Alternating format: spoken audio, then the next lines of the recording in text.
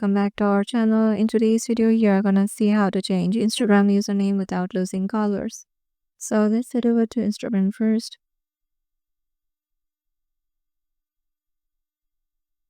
Once in there, make sure you're logged into your desired account and then tap on the profile and then tap on the three lines icon on the top right. This will lead you to settings and privacy. So this might take a while according to your network connection. So then go to account center and now go to profiles.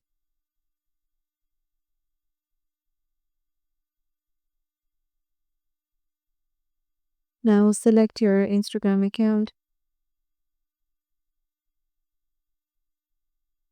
and then tap on username.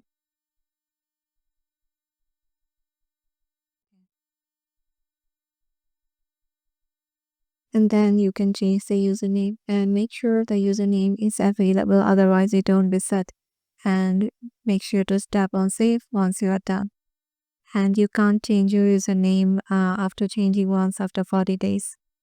So yeah, this is how you can do it. Hope this video will help you out and we'll see you in the next video.